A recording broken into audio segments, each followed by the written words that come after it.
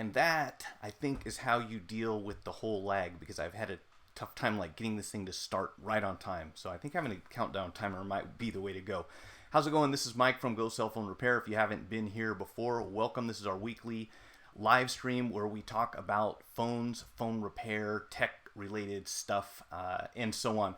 Right now, I am about 20 minutes south of Napa, and apparently a lot of stuff is on fire, which is really crazy. It's like every Monday there's something wild going on. Actually, let me mute my volume there. So Napa and Sonoma counties, which are very close to where I live, have wildfires going. I know that there are some in Southern California also. We have hurricanes back east. It's like, I don't know if these are the end times or what, but there's just crazy stuff going on everywhere. Probably not, probably just we get to hear about it more often because of how prolific media has become and how easy it is to communicate. But you know, obviously there are some good sides to that. Also, this week on the list of topics, I have a few things that I think that you may be interested in. If you, hey Beha, what's going on?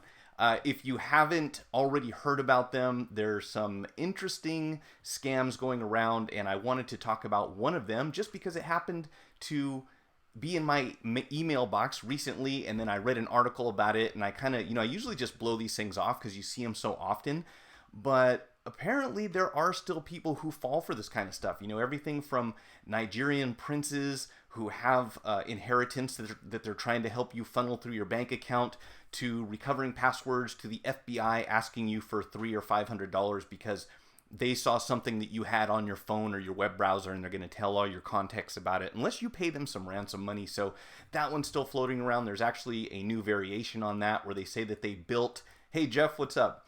They built someone built a virus that they were very proud of, and that they want to exploit you for money. And if you don't do what they tell you, they're going to send all your browsing history to your friends and relatives, whatever. Obviously, a lot of the sites that will cause you to come across this kind of stuff are questionable. They're where sites, they may be pornography sites or something along those lines, but sometimes these things just go into your mailbox no matter what. And the funny thing is that what really caught my attention the first time is that I had never purchased anything from Apple before, and yet I get an email saying that Apple needs to verify my account information. So, that one was pretty obvious. But more recently, check this out. Here's what happened. I got this email right here. And if you take a look at it, the first thing that you might notice is that up in the top right-hand corner, it says no reply dash, and then some weird, just basically random keystrokes that someone put in. Now, to a lot of us, that would be a big red flag that this is not legitimate. But as you can imagine, there are a lot of people who aren't really familiar with email scams. They may not have used the App Store before. They might not use PayPal too much. They could be very young or very old, and this is all very new to them. So they come across this stuff, and what this says is that I made a purchase for $16 for some game called Mobile Legends Bang Bang 1000 Diamonds. So obviously, the first thing that came to mind for me was I did not purchase this app or anything for this app, right? But beyond that, if you thought, whoa, wow, hey, somebody just charged my bank account or my credit card for this amount of money, I need to do something about it immediately. Well, as you can imagine, when you click on one of the links in this email, you'll end up getting to something like this. Hopefully, if your browser has some sort of safeguard built into it to let you know that you're entering an unsecure site. This says deceptive site ahead. There's probably some questions as to where it actually goes and so forth. So, a lot of us will just click off of that and say, okay, that's a relief. This is a scam. They didn't take any money out. But, sometimes they do look pretty legitimate. Now, just to give you a comparison here, let's go back to that real quick. Now, this was a fake phishing scam. Someone sent to my email address and said, you paid this money. Now, take a look at the real one here. Now, this is an actual purchase that I did make from the App Store, and up again, if you look at the top left-hand corner, you can see as no reply at Apple, email.apple.com, which, makes it sound a little bit safer.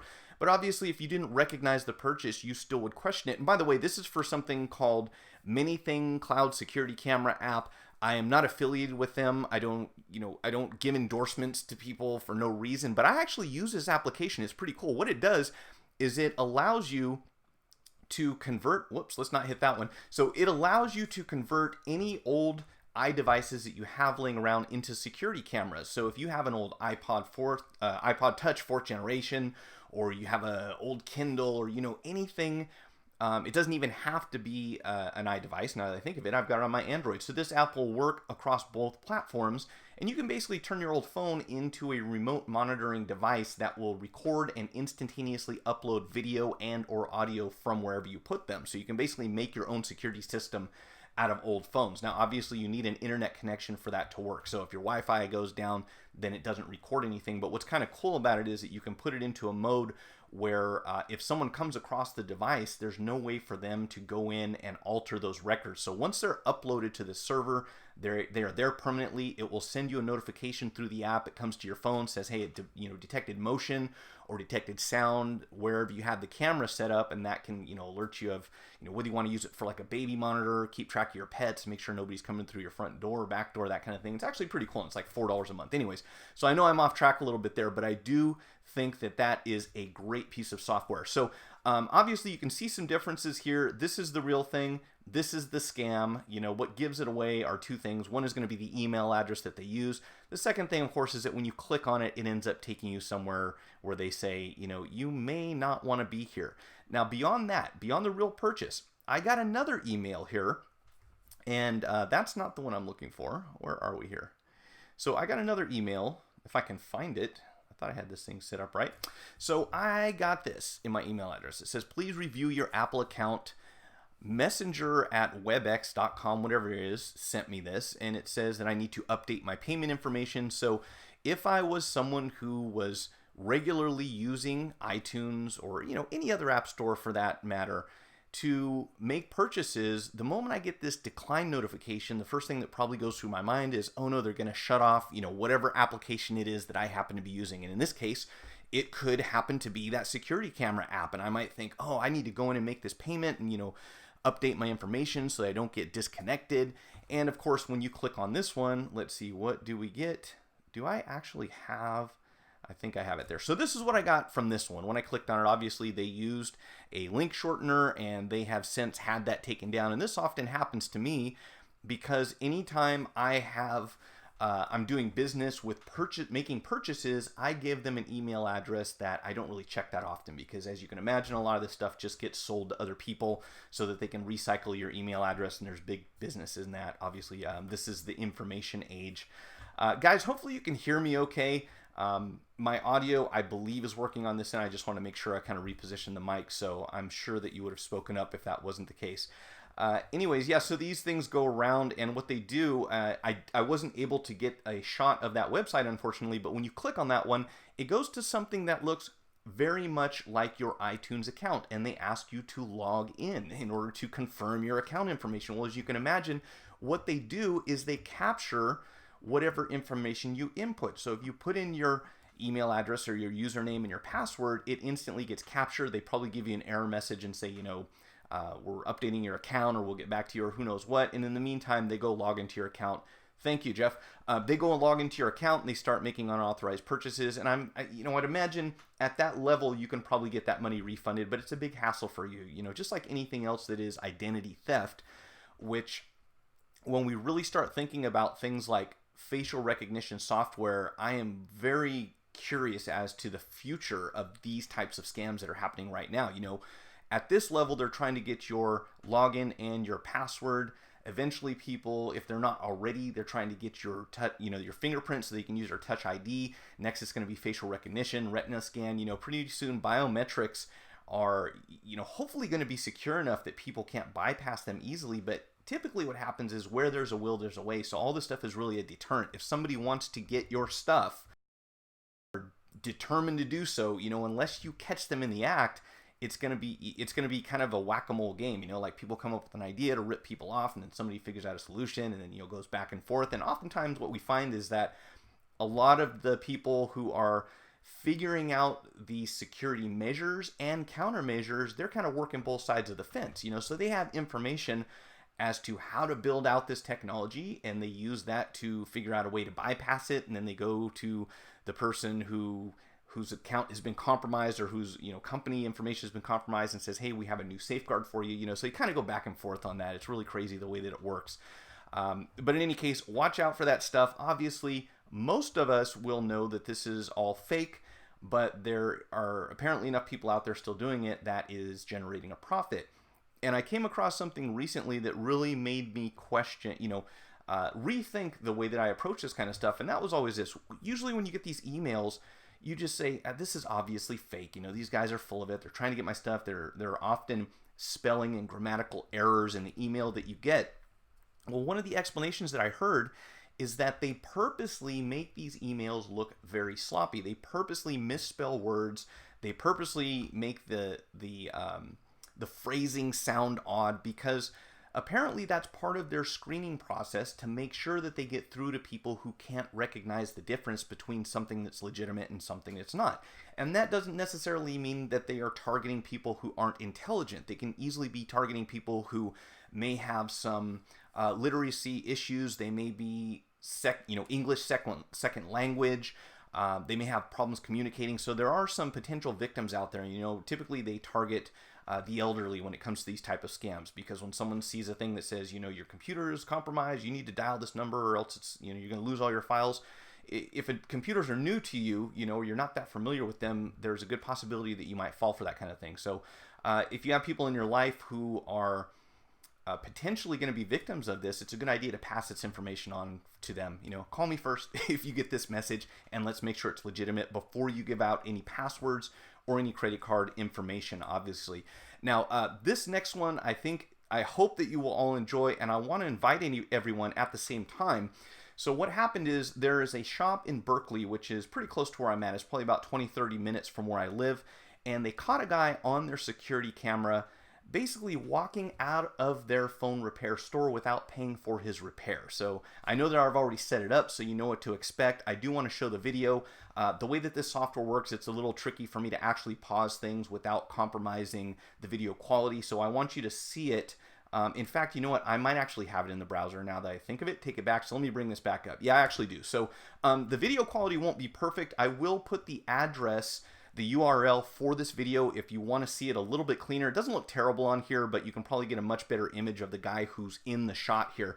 But this way we can actually go through here and just kind of pause this thing as it's playing. Let me get him on the screen real quick here. I'll get my playback controls.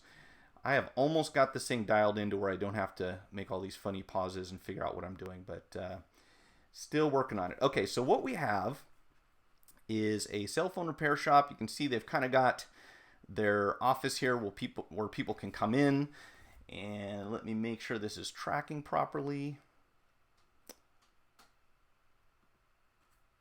Let's see, it says it is playing. I think it takes a minute for the guy to actually walk in, so bear with me for a second. He should show up here shortly. And what just happened here? Let's try that again. Okay, I must have played it all the way to through to the end. Sorry, I'm an amateur, but I will get this thing working. Here we go. So, dude's walking in from outside to pick up his phone that's been repaired.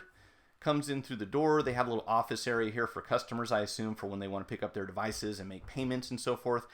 This is from iResurrect Repairs, by the way. Again, in Berkeley. It says Berkeley Telegraph, and here are the employees coming out with, you can see they have a few things. He's got a laptop, looks like he's got a MacBook sitting there on the desk. He's got a phone sitting over there to the right. So there's already some stuff here, including the customer's phone, which is actually behind the desk there a little bit. But presumably they go in the back, and kind of meet up to finish the transaction. And, typically we'll see customers kind of look over the phone, make sure that they're happy with the quality of the repair and so forth. And I'm not sure if he's just kind of stalling right now or thinking this through, deciding what he wants to do.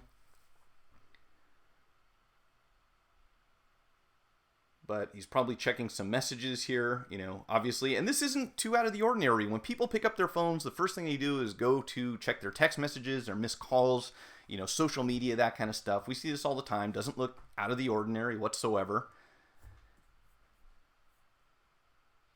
Puts the phone in his pocket. Here comes the invoice, and he just takes the door instead. So, I think there were some notes about this guy being on a skateboard or something like that. But just basically bails. I keep hitting the countdown. Sorry about that. Just bails after the repair without paying. So, obviously it was his phone, but he didn't pay for the service rendered. Now, they talked to the guy who had who is the victim basically of this. And apparently the guy provided a fake name, didn't have an ID when he showed up. And we don't really make it a practice of IDing customers every time they come in to drop off or pick up a phone.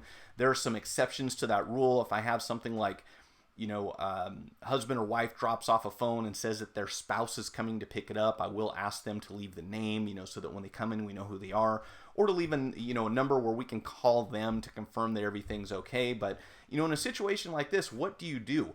And by the way, my goal behind this is to get some exposure out there. So by all means, if you think you might recognize this person, or if you have a phone repair store in that area or any other type of store, obviously watch out for this guy. It's very difficult to tell when someone comes through your store what their intentions are. Occasionally you'll see some red flags, but in this case, I don't know what else you could do except say, if someone has running shoes on, are they going to be planning on running away? I've had stuff like this happen to me before. I had a guy run out when I worked in an office store carrying a printer still in the box, the entire printer, and there was no way I could catch this guy. And in many cases, they recommend that you don't go chasing after shoplifters, but it kind of sucks, and you take it personally when it's something that you worked very hard for, and this is affecting your bottom line, especially when it is a privately owned business. And this customer, or thief, basically took money out of the pocket of the person who runs that business, which really sucks, because ultimately what this will do is drive up the bottom, the prices to other customers, in effect. So when people say, I saw somebody shoplifting or something like that, but that's none of my business. Well, you can choose not to be involved, obviously. The sad thing is that all of those costs that are associated with that loss do get passed on to the consumer. So if you're doing business with a company and someone steals from them, in a way they're kind of stealing from you too, which is unfortunate, especially over something like, it might have been like $125 repair. And now this guy gets to have his image all over YouTube and probably all over several other places. But I would recommend that if you know who this person is, you can probably contact. Again, I'll leave the link down in the bottom of the video after this is completed. If you know who this is, you can pass that information on to them. I'm not sure what his next steps will be, obviously. Hey, Harvey, how's it going? Couldn't you write this off as a loss when you're filing taxes? Absolutely. Anything that you lose from your business will be written off against your whatever it is that you make. So yes, you can write it off, which does reduce the total losses somewhat because there's less of a tax liability. But when it comes down to it, you have to work much harder in order to make money because we pay taxes on our earnings. So it's very frustrating. In addition to that, it's not just the value of the merchandise, and I'm not sure if this would be allowable, but there's also the time that you invested in that, in that repair for the customer, in doing any paperwork that's associated with filing a police report. The damage goes deeper than just the surface, just the value, the dollar value that they lost there. So I don't know if it's possible to put a number on that. Can you say that I also spent 2 hours dealing with this theft and that was time out of my day and this is how much money I earn per hour? I don't know how that works, but he can absolutely write off the cost of the device itself. And I would be curious to know if it would make any difference or not whether you record the IMEI from the device, because chances are it's going to get passed off to someone else very soon after, I would assume. But if this person actually owns that device and you know what the serial number for it is, are there any steps that you can take at that point? I really don't know, because there are some pretty serious privacy issues surrounding the release of information when a customer has an account with the telecommunications company. I don't think that you can, maybe with the police report or a subpoena, not a subpoena, I suppose a warrant, if they had a search warrant, they could probably go to the carrier and say, we have this IMEI, but really, over $100 transaction, it's not going to happen. Chances are, it's going to have to be a much bigger dollar amount. Now, on that same note, here's the interesting thing, and I put this down here in the ticker so I would remember it. iPhone 10 being over $950, technically, as far as I know, and I am not a lawyer, so obviously this is just my speculation, but that, I believe, would qualify theft of an iPhone 10 as being a felony in California, because grand theft is defined as, in most cases, the theft of property of value of $950 or more. Now, obviously, there are a few variables in there. If you just bought the phone today and it's brand new versus whether you bought the phone and then you owned it for a month or two. But I would hope that people who are in the business of stealing things would think twice about stealing phones just based on this potential charge of being a felon because you steal someone's phones. And I just hate when people steal stuff, for so many reasons, for the obvious, and then beyond that, it makes life complicated and it sucks for everyone else who is honest. But hopefully this will be somewhat of a deterrent. In addition to the kill switch that we have, aka iCloud, and the factory reset protection on Android devices. But it always comes down to someone trying to make a quick buck, and a lot of times they don't really care about that kind of stuff. Dean Early, I had to pay for the cost of a screen repair before my local shop would go ahead with my phone repair. Really, that's interesting. Now, I would be curious about the details on that, because there are some situations where I would do the same thing, and I'll give you some specific examples. If I'm working with something, and I wouldn't say 100% across the board, but if I'm working with something that has a very high dollar amount associated with it, and I have to special order that item. So if you came into my store and said, hey, I've got a Galaxy S7 and I need to have the display replaced, and I don't have the particular color that your phone is, and I've got to make a special order, and I've got to take $250, $275 up front and purchase that part, then I would not have a problem with collecting a deposit from the customer to do so. So you'll kind of find that happening, I think, a lot of times when you're dealing with something of that amount of value. Now, I know the probable reason for that. Well, I don't think it's really. I don't think too many people are worried about someone walking off with their property, with the repair afterwards without paying. I think it has more to do with the initial investment on some of these replacement parts, which it's very difficult for us to communicate often to customers that, if you see something advertised, and a great example, and I'll probably go back to this 20 times because it happens all the time. People come in with a piece of glass, literally a piece of glass, like it looks like a screen protector for a Galaxy S7 Edge, and say, hey, I bought this on Amazon for $10. Can you install it? The part that we buy to perform that replacement is not just a $10 piece of glass from Amazon. In many cases, these things are hundreds. And I'm talking, I want to say right now, if you wanted to get like an iPhone 8 replacement screen, you're probably going to be up to at least $300, $400, maybe more, $100, and it takes quite a while for the value of these replacement parts to come down. So I would suspect that maybe that's what you were dealing with. Now, if someone came into my store and had an iPhone 6 and wanted to replace the screen, that's one that we do routinely, and we've got them on the shelf. And the dollar amount associated with that is not nearly as high as, basically a lot of these Android devices and very late model iPhones that come out. That's typically when we run into that situation. Otherwise, I would question why they asked you to pay up front. If it was just a very routine repair, that would surprise me.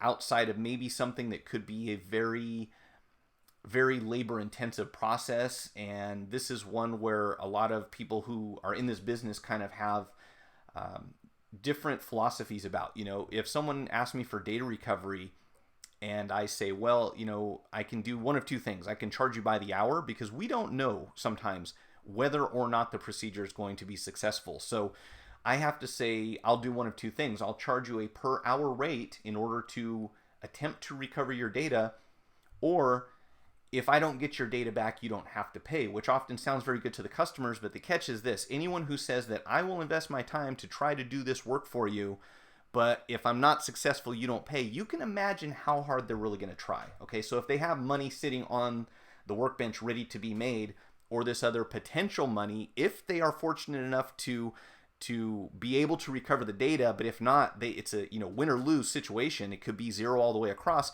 They're not going to be able to invest a lot of time and resources in order to go after that in a situation like that. So in that respect, we've had a few things where we've said, we need to have some payment up front, because once we start doing this, we're into it a good hour or 2 hours before we can turn back. So there may be some exceptions to that rule. Mike, do you charge full price or half before and half after the job is completed? If I'm going to charge anything up front when it comes to equipment cost, if I'm doing a very high dollar equipment cost repair, I will generally charge a deposit on the cost of the part. So if someone says, I need this laptop screen installed, and that laptop screen happens to be $250, I would collect the $250 up front. Whoops, sorry about that. I just shook the whole world there. I'll collect the deposit for the part up front, and then when the repair is completed and the customer comes to pick it up, they'll generally pay the balance. If you're talking about something like the latter, and again, guys, bear with me because there's such a lag here. Sometimes I'm not sure which topic you're referring to. But if you're talking about something where I say, hey, I have to charge you a bench fee for this repair. I'll give you an example. If someone came in and said they the phone got wet, and we'll typically perform what we call a general cleaning, which is very simple. You open up the phone, you look for obvious signs of moisture and corrosion in the connectors, and look far enough to tell how to what degree the liquid damage might be. If a little bit of water got in the charge port and there's some corrosion right on the back side of it, and the rest of the phone looks clean and the stickers haven't turned red, we'll do something called a general cleaning. We'll clean the phone up, and we won't charge anything right then and there generally, usually, unless the phone actually starts working properly again at that point. Now, if we go inside and we see that the damage has gone quite a bit further, and some of the functionality on the phone, or maybe the phone doesn't power up at all, and we say, look, we are going to put aside time and energy and resources to do everything we can to get your information back or to get this phone working again, then in many cases we will charge what we call a bench fee. So we'll say, hey, for us to get into this repair, here's what we do. We'll charge, I'm going to pick a number out of the air. We'll charge $50 up front, and that covers the first hour of labor plus any parts we're using, and so forth, and the time and energy that we invest in that.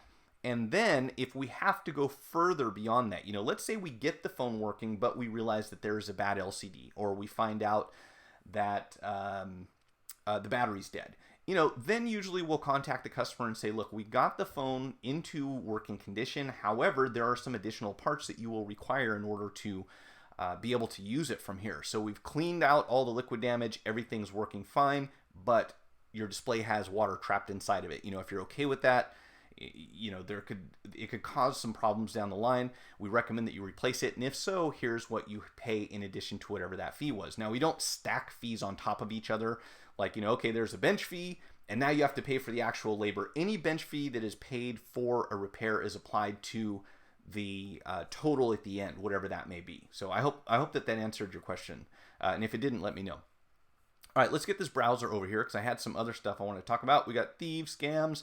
Yeah, it's fun, isn't it? People are just always wanting to find a way to make a buck. And if you look at some of the scams that are out there, it's like, if you spend as much time that you do putting this whole idea and this plan together to rip people off, if you just put that into something that was legitimate, you could make money, not have, the police looking for you, not be stealing from people, and you could have a successful method of making money. But I guess some people just choose a different path sometimes. Okay, so this is going to be tricky. I'm going to try to, try to stack this so I can see. I need to do a little rearranging here on this video to make it work better.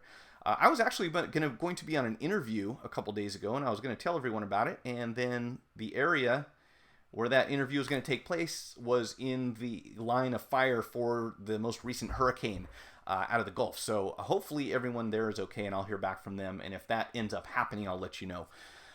The Pixel 2 pre-orders are now open. They will be in the stores on October 19th. What do you all think? Because a lot of people come in here and say, what do you think about this new phone? I'm curious to hear what everyone else thinks about the Pixel 2. And here's what I can tell you about it. Obviously, it is made by HTC. So to me, that causes a bit of skepticism. And I'm sorry to say so. I really want every phone company to have the opportunity to succeed. And it's going to take a lot for HTC to really turn their game around. So maybe this will help. Maybe this will be the help that they need to, kind of regain their customers' trust and grab some market share. But I hate to say it, I am skeptical. Now, in addition to that, the Pixel will start at $649 for the 64 gigabyte version. If you want to upgrade to the 128, it is $749. The article that I read, at least one of the articles that I read, said that was a huge jump. And I don't think that it is. I think $100 to double your storage is kind of a no-brainer, at least for me, especially if you're recording video on your phones. 64 gigs, as we have seen, memory requirements just continue to increase over time. So I don't think that at this point I would buy a 64 gigabyte phone. And that's just, kind of thinking forward. Of course, I do hold on to my stuff for quite a while. So for a limited time, if you buy or pre-order the Pixel 2, you will get a Google Home Mini with your purchase. If you're in the US, Australia, Canada, or Germany, now that's a $49 value. If you haven't seen it already, it's kind of the competitor to the Amazon Pill or whatever it is, the little thing. So it's a little voice box speaker thing. And that's what Google is trying to do, is compete with the Amazon Echo. Sorry, I had the name wrong on that. So you get one for free now if you order the Pixel. So there's half of the upgrade cost, compensated for pretty much if you go with the 128 gig option. They will have no headphone jack. I don't know why. I think it's just going to happen, across the board. I think that it was, my opinion, obviously, I think it was kind of silly for Apple and unnecessary to get rid of the headphone jack. But as you know, anytime Apple does something, many other companies are quick to jump on that bandwagon and do the same thing. So, whether you agree with it or not, it is fair to say that Apple does set trends. Whatever they do, they have so much market share that other companies tend to go along with everything from design to functionality to you name it. So it looks like headphone jacks probably will continue to disappear. That wouldn't surprise me at all.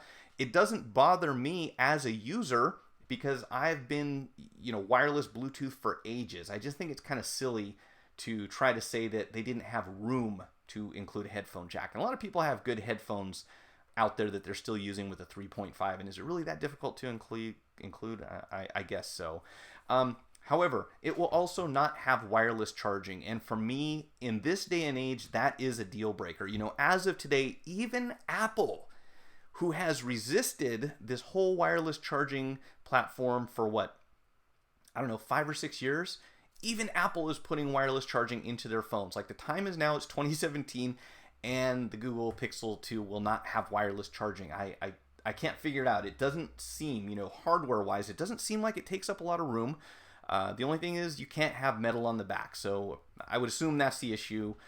There's got to be a workaround for that, or some way to put something in the center of the back, just like they did with the iPhone 8. But no wireless charging. That is a deal breaker for me. I love wireless charging. I want wireless charging on every phone. I'm not sure everyone else feels the same, but that's it. I really dislike the squeezing. I was going to get to that in just a second. The squeezing function thing is kind of weird. Google's going to start being in the dongle business too. I imagine that's what it is. So whatever. Anyways, the Pixel 2 will have a 5-inch display. The XL is going to have a 6-inch display. To me, that is more tablet than phone. I know we call them phablets. I tried using an iPhone 6 Plus or 7 Plus for a while, and it was just too much phone. I'd like to downsize a bit from the 7, which sounds crazy because I'm the one that always complained about not being able to text people on something like an iPhone 5 because the characters are just too small. But at this point, I do talk to text quite often or swipe, which is great. That actually works. And I like having the extra room in my pocket personally. Now, for multimedia, I don't generally watch movies on phones. I'm sure there are lots of people that do. So for them, that would be a great option to have a larger screen. It's going to be massive, 6-inch diameter or a 6-inch diagonal on that thing.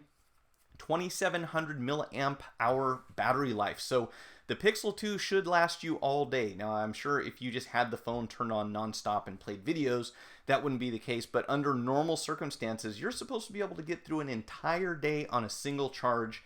And to me, that is at the top of my list. That is a definite plus. To have a phone that you just charge one time.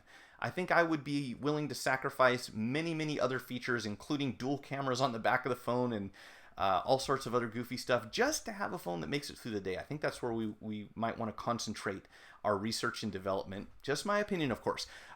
It says also that you can get 7 hours out of a 15-minute charge. So that's really cool to be able to rapid charge your phone 15 minutes and you've got 7 hours. I imagine they're talking about standby time and not actual usage. But still, to be able to charge that quick is pretty cool. Maybe they are talking about all usage. I don't know the details. We'll see when it comes out. We'll be running stock Android 8.0 Oreo out of the box. Touch to squeeze to launch the Google Assistant. Yeah, that's kind of bizarre. I agree. I haven't tried it, so I don't know, but it seems weird. The idea behind it is that when you have a squeeze sensor, you cannot actually accidentally press your button for your Google Assistant, which is one of the things that I do experience once in a while, especially with an iPhone, is that if I say serious, I'm just checking. A lot of times when I say serious, Siri will turn on and ask me to talk. And to me, that is really strange and cause for concern. I don't want my phone to turn on and start recording my conversation unless I clearly select that feature, because that could get pretty weird, as you can imagine. In fact, it was pretty funny because more than once in a noisy environment, my phone is kicked on and started recording my dialogue, and the whole conversation is there in the phone. So, obviously it's a stretch to think that that would be sent via text message or email, but it's still kind of weird to have your phone listening in and recording your conversation that way without you intending for it to do so. So, yeah, I don't know about the squeeze thing either. It seems kind of weird. I will definitely go to the store. I don't think I'll be buying the Google Pixel, but it'd be cool to see how that function works. Let's see what else. Fastest fingerprint scanner of any phone ever, if that excites you. I personally don't use Touch ID. I assume that maybe some people out there who do use the Touch IC are finding that it takes a long Touch ID or Touch IC. It's the Touch ID IC that we're referring to. In any case, I imagine there are people that are out there using Touch ID and getting impatient. Maybe it takes a long time on their phones. I thought that was relatively fast. But in any case, the Pixel 2 is supposed to have the fastest fingerprint scanner ever known to man until the next phone comes out, probably. It will have dual front-facing speakers, so you won't have this edge-to-edge display like we do on the Galaxies and on the newer iPhones. You will actually have two speakers on both sides, probably about right here and right over here. So that'll be interesting if you enjoy stereo sound on your phone. That's a definite plus. I do get tired of cupping my hand over the back of my speaker so that I can hear my phone, because you can have to redirect the sound to come back towards you when your loudspeaker's on the bottom.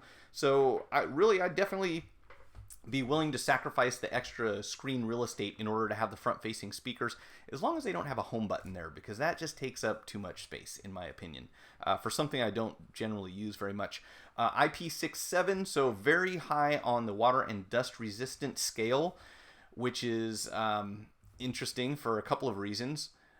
One, because we will be seeing a lot of people bringing in phones because they decided to take them swimming. So, unfortunate for the customers, probably good for people who are in the liquid damage recovery business.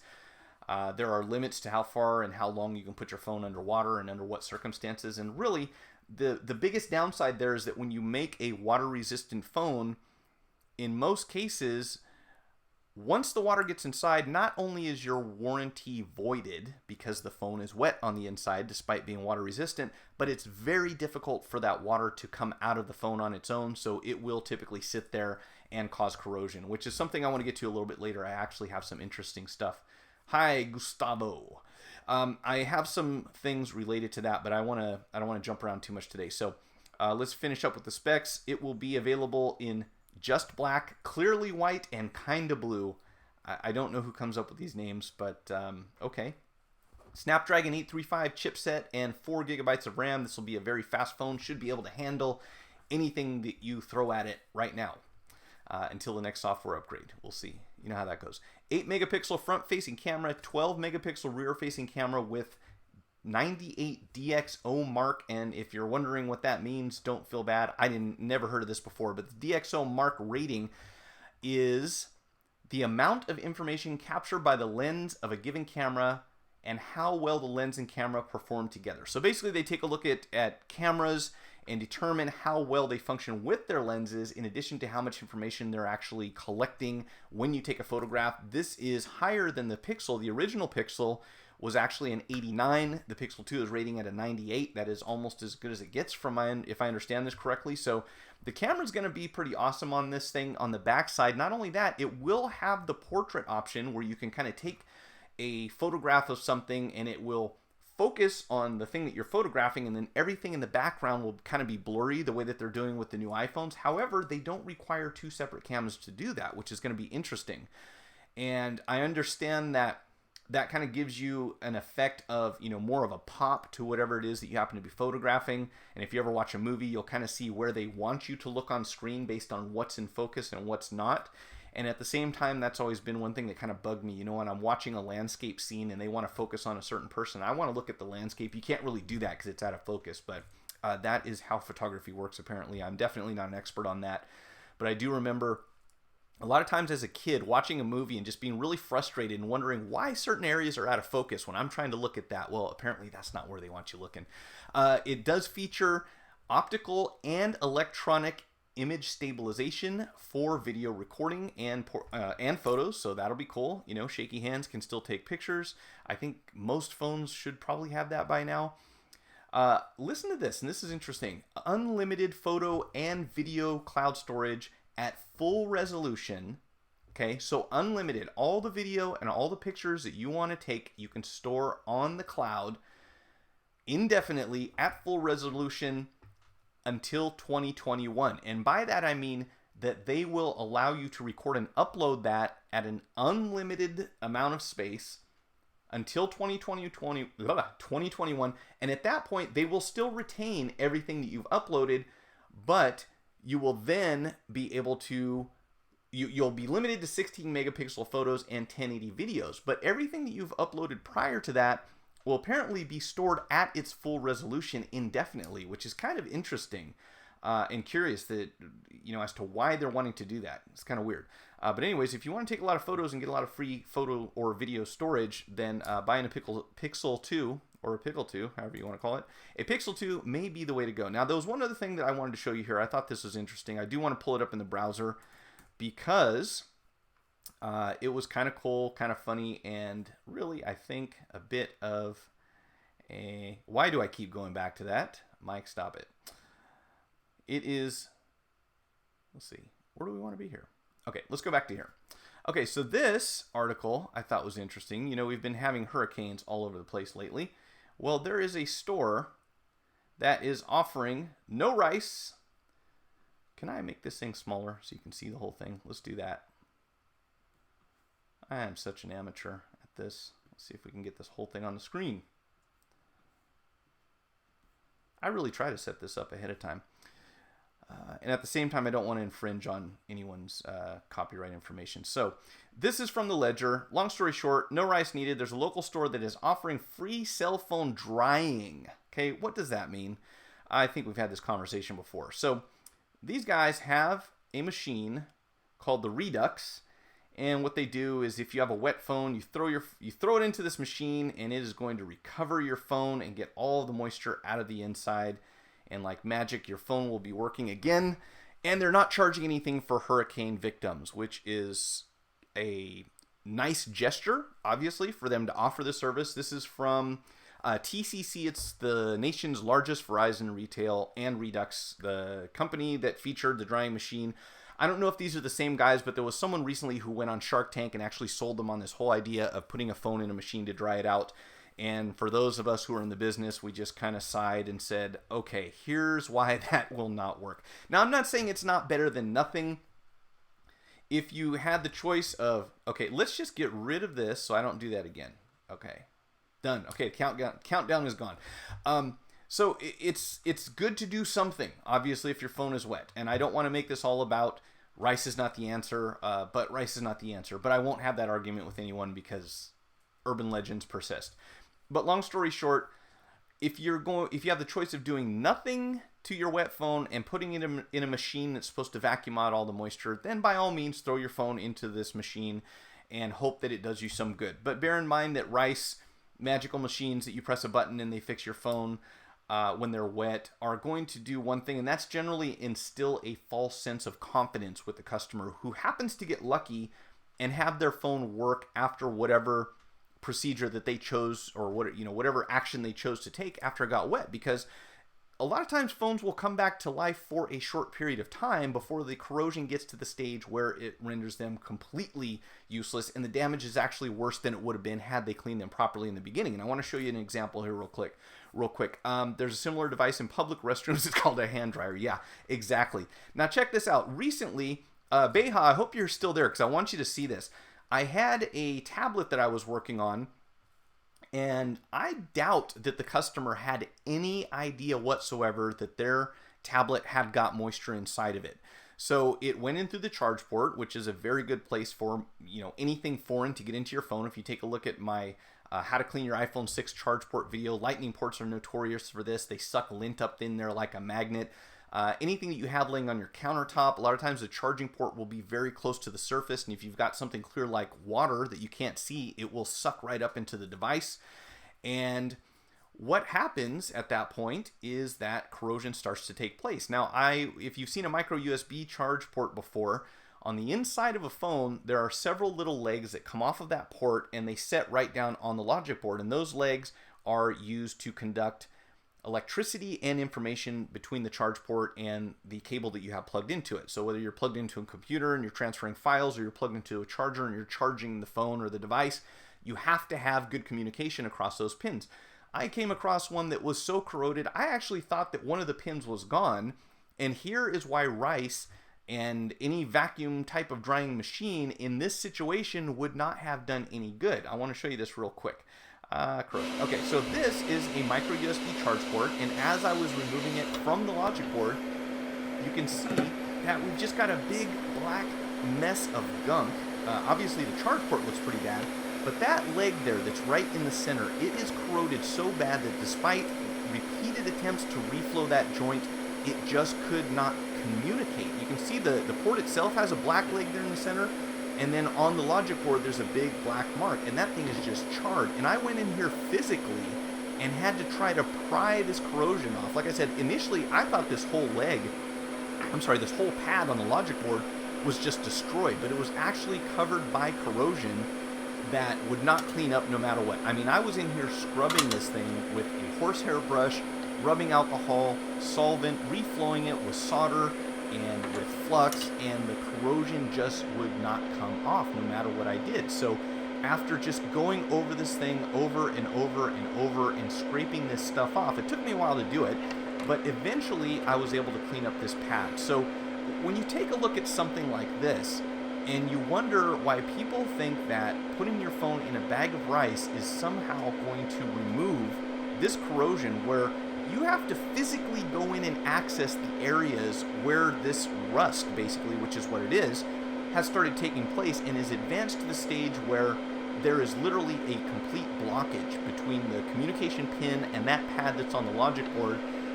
This is why people who are technicians, when they hear this stuff about putting your phone in a bag of rice, they just kind of laugh. And then anyone who has done that before, they've actually put their phone in a bag of rice and it started working afterwards, and that, automatically that means that rice will heal wet phones. Keep in mind, this is right near the edge, right near the entry port of the phone. Had the moisture gone in further deeper inside the phone, obviously there's even less of a chance that anything that you do from the outside is going to remedy that situation. So I won't torture you and make you watch this entire video, but over time you can see that pad is actually still there. In fact, once the corrosion was removed, it is healthy enough that we can install a new charge port and the device starts working properly again. But if you think that a bag of rice or a machine that you can put your phone in and press a button is going to clean this stuff off, you'll be in for a big surprise. And the biggest negative to that is the false confidence that people have that, okay, now my phone's working again. Meanwhile, what you saw inside of this device is actually taking place over a period of time. So they don't take steps to prevent it from getting worse, and it may get to the point where the phone or the tablet completely stops working, and there's nothing that can be done to fix it without losing the information that's stored on it, which tends to be the most important part. So I think that this thing was kind of a publicity deal. Hey, look, we're helping hurricane victims by letting them dry their phones out for free. It's definitely better than nothing, so I can't fault them for doing something. But I'm always very skeptical about this kind of stuff, because what it tends to lead to is problems with the device later down the line. So, if it works for you, great. If you're buying a new phone next week and you don't care, that's one thing. But with the amount of money that people invest in their devices, many times we want a permanent solution. We want to go in there and actually address the real problem and fix it so it doesn't advance to the stage where, it just stops working all of a sudden.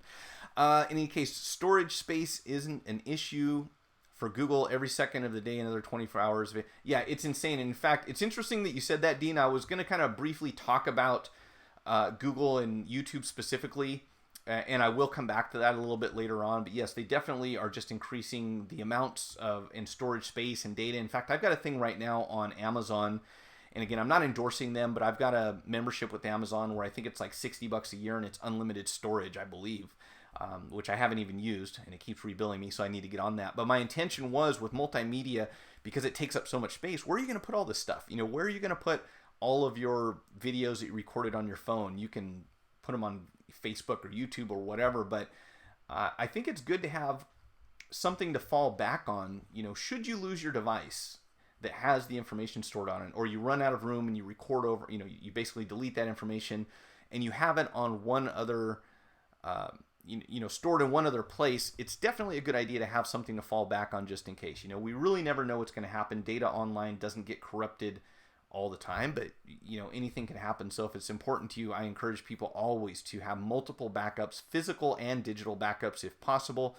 If I've got something that's important to me, I'll have it on an external hard drive.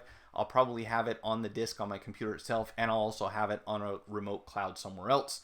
And that comes with the assumption that that information is being stored by a third party, so they ultimately would have access to that information if they wanted it. So just something to think about.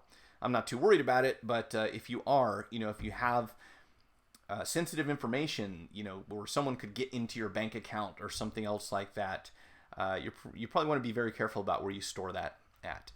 All right, so this week, this is going to sound funny. This is probably the most unusual review I've ever done. And, well, you'll see it hopefully in a couple days if you're a subscriber. Someone sent me something to review, and this will happen on occasion. They say, hey, you have a YouTube channel. Can you look at our whatever it is? And a lot of times I'll say no, because this is a phone and phone repair channel. If it doesn't have to do with phones or tablets or computers or at least something along those lines, it doesn't make sense for me to review Halloween costumes. Yeah, seriously. Someone wanted to send me some Halloween costumes, and I'm not doing it. But maybe some other time on some other channel. But I got this in the mail. See if you can see it. I can't see because it's so big it takes up the whole screen. There we go. So this is the Kitchen Boss vacuum sealer. Now, why would I be reviewing this thing? And it's actually sitting over on my bench right now. Why would I want to review that? Well, here's the short answer, and you'll see the finished product later on. I sealed an iPad. So this is an iPad Air that I had replaced the screen on. And if you've probably already heard about this. I've never actually done it, but I've been told that one good way to keep this adhesive stuck onto the frame is to use a vacuum sealer that people use in their kitchen. So I said, you know what? Why don't you send me this thing? I will check it out and see how it performs. So what I'm going to do is I redid all the adhesive, and I'm going to kind of I want to make another tutorial for anyone who's having trouble getting their screen to stay on their device, because that tends to be an issue a lot of times, especially with tablets. The screens will start lifting over time. And I think this might be a viable solution to putting clamps and weights and other stuff on here. Obviously the main thing is make sure you have a clean surface and you're using good adhesive. But beyond that, what if a customer comes in and says, hey, I want my iPad repaired and I need to pick it up in an hour? Well, that's, kind of asking a lot. Not so much because we can't perform the repair in that amount of time, but more importantly, we really want to give that adhesive a chance to seal. So when I deal with people through the mail, my thought is that, it's always, hey, can you mail it out as soon as it's done? And yeah, I'll mail it out the same day. But the thing is, I don't really get the opportunity to clamp that thing down properly to make sure that the adhesive will cure.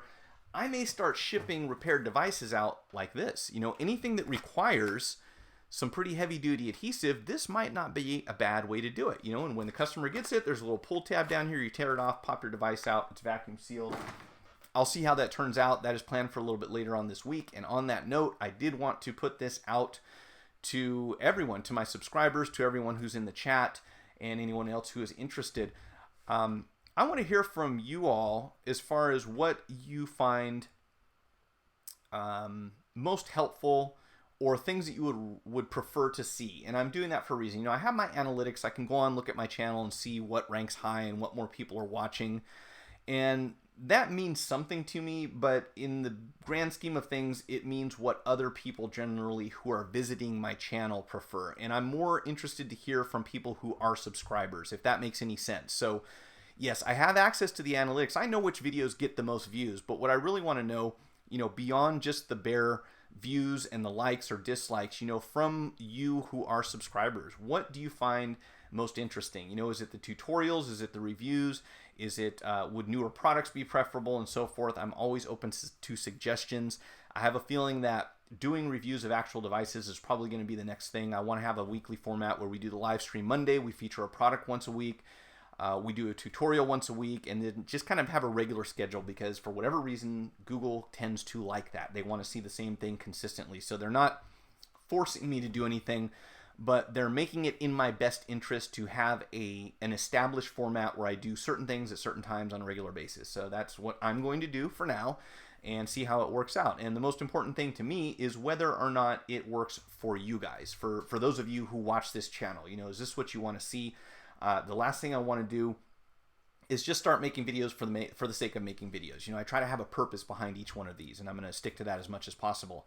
On that same topic, I unfortunately will have to stay away from most politics, and this is another thing that I kind of wanted to do actually on a second channel that I was going to start, and that was to have a little more opinion-based materials, you know, where I could talk about things outside of phone repair. And ironically, just about the time I started, you know, moving on that concept was when Google and YouTube started getting really funny about what they allow you to publish, what they rank, and what they allow you to monetize. And I just want to take a second to talk about that. I know we're coming up on 3 o'clock already. I don't want to keep you here all day. But if you're not already aware of it, YouTube is a little unusual in that they basically allow you to store stuff for free. As Dean mentioned earlier, you know, you have an unlimited amount of space with YouTube where you can upload videos all day and night, and there's never a, hey, that's too much, you've used up your space. Well, the trade-off is that you've got to play by their rules, and that's understandable, and Google will tend, or I should say Alphabet, I should say YouTube, you know, more specifically, YouTube will tend to err on the conservative side of them not getting in trouble. And that is also understandable. You know, if there's something questionable when it comes to copyrights, when it comes to politics, when it comes to subject matter, when it comes to anything, you know, there are a number of categories where YouTube says we can't really keep track of who's doing what, but we want to make sure that nobody sues us and that we're not breaking any laws. And I understand that completely. That is not a problem. There does seem to be a big difference, however, between certain channels where, you know, if you have X amount of subscribers, it seems like you can say and do anything you want and you'll still have advertisers, whereas if you're a smaller channel, you can easily get delisted or demonetized because you talk about a number of controversial topics, which is unfortunate because, you know, despite what I think they're trying to do, which is protect themselves, is they are limiting the information that can be exchanged on a free platform, you know, where I could come up here and say, hey, this is what I think about this. I can't do that. You know, I can't talk about a lot of things that I would like to, because just having those keywords or just having those titles in your video can, you know, just have Google blanket say, okay, we're not going to monetize this video. We're not going to rank it. We're not going to suggest it in the search results because you mentioned these certain words, which is really bizarre to me, you know, because Google is an American company, and for the most part, we want to believe that companies that operate in this country will have the same philosophy as far as free speech goes to a certain extent, or we assume that. We want to assume that, and that's not 100% true. And in effect, you know, a result of what they are doing is leading to something very close, you know, very similar to censorship, because when they say, you know, we just don't want you to talk about these certain things, but other people can, then that means you can speak, but you can't. And it's just really weird. And it's unfortunate because, as I mentioned, there was a second channel that I was just about to launch, and I'm really having second thoughts about ever doing that until something changes here. So bear with me on that. I hope it changes. I actually have a gnat flying around in here. It must have escaped from Napa. All right. Harvey, that iPad is now IP8 certified. You know what? I really should do a water damage test on that thing. Throw it in a tub and see if that vacuum sealer works. I got to tell you, the thing's amazing. Again, totally off topic, but I got this thing and I started sealing up some food and I started reading the instructions on it. And it's crazy. You can take produce, which I always have a problem with. You seal it up and instead of lasting for 3 days, it'll last like 2 weeks, which is amazing. And I'm actually testing it right now. I sealed up a bunch of stuff. So if you buy large quantities, like I said, I'm not into a lot of kitchen gadgets, but when they sent me this, I started looking into it, and it's pretty cool. You know, you can freeze things, put them in the freezer, and they're good for a year, where there would normally only be months. So it's kind of cool. I'll try to come up with some more creative ideas as to what to do with that vacuum sealer. I primarily watch your channels for your non-destructive teardowns. Okay, cool. And I plan to continue doing that for as long as that is feasible. That has been my focus on here for a long time. It's kind of what I enjoy doing. So as long as my eyes hold out, I'll keep doing it. And hopefully on some more late model devices, I'd like to, there's a whole lot of stuff out there I'd like to take apart and make tutorials for the moment I have time for it. Thanks everyone for joining. It is almost 3 o'clock. I will, of course, you leave the chat open for about the next 5 minutes or so, because by the time you see this, it will be 5 minutes into the future or the past or however that works, because we have a bit of a lag here. I will keep the chat open in case anyone has any questions or comments, suggestions for upcoming live streams. Again, thanks everyone for coming out. I really appreciate it. I'll be doing this on an ongoing basis. I've actually adjusted my training schedule so that I can be here every Monday at 2 p.m.